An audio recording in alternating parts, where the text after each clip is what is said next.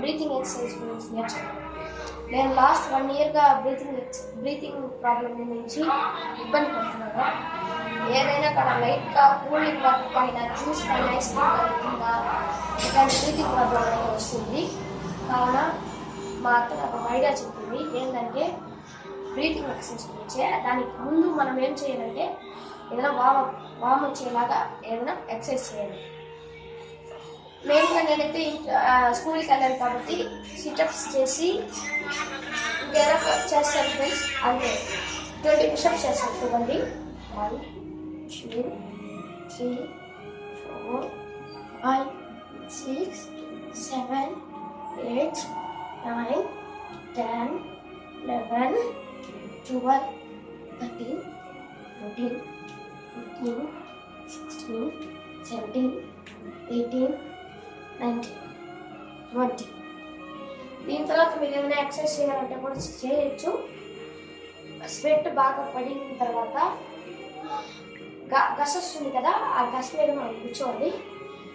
ఊరికే 2 times breathing తీసుకోండి. దాని తర్వాత ఈ రింగ్ ఫింగర్ ఉంది కదా, ఈ లెఫ్ట్ నోస్ పెట్టుకోవాలి. ఈ నోస్తోనే బ్రీతింగ్ తీయాలి, లెఫ్ట్ నోస్ తీయద్దు. ఈ రైట్ నోస్తోనే 10 టైమ్స్ చేయాలి. చేద్దామా?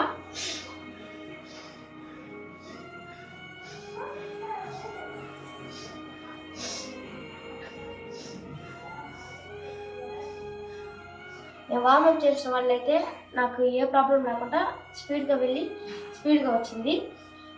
మీరు కూడా ఇలాగే చేయండి.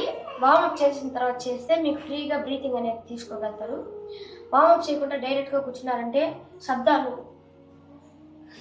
ఇలా అయితే వస్తుంది.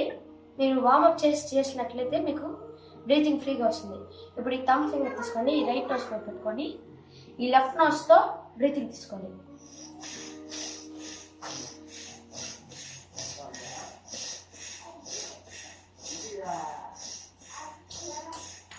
నాకైతే కోల్డ్ ఉంది, నిన్నటి నుంచి కోల్డ్ అయితే ఉంది నాకు. ఇప్పుడు ఇవన్నీ అయ్యాక ఈ రింగ్ ఫింగర్ తీసుకొని ఈ లెఫ్ట్ నోస్ మీద పెట్టి ఈ రైట్ నోస్తో ఒకసారి బ్రీతింగ్ తీసుకోండి. ఇప్పుడు ఈ థంబ్ ఫింగర్ తీసుకొని ఈ రైట్ నోస్ మీద పెట్టి ఈ లెఫ్ట్ నోస్తో తీసుకోండి. అలా 10 టైమ్స్ చేయాలి. ఎలా అంటే ఈ రింగ్ ఫింగర్ ఉంది కదా, ఈ లెఫ్ట్ నోస్తో రైట్ నోస్తో బ్రీతింగ్ తీసుకొని లెఫ్ట్ నోస్తో రిలీజ్ చేయాలి. చూడండి,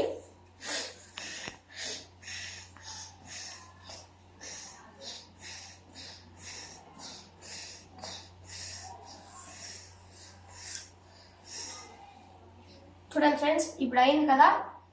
ఇప్పుడు ఇలా 1 మంత్ కానీ చేసినట్లయితే, రోజు చేసినట్లయితే మీకు బ్రీతింగ్ ప్రాబ్లం అనేది కొంచెంగా తగ్గేది జరగచ్చు.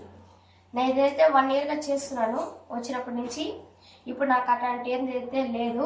ఇప్పుడు 1.5 litre 20 rupees cool drink Thums Up తాగినా కూడా నాకు రావట్లేదు. అది డే టైం అయినా నైట్ టైం అయినా.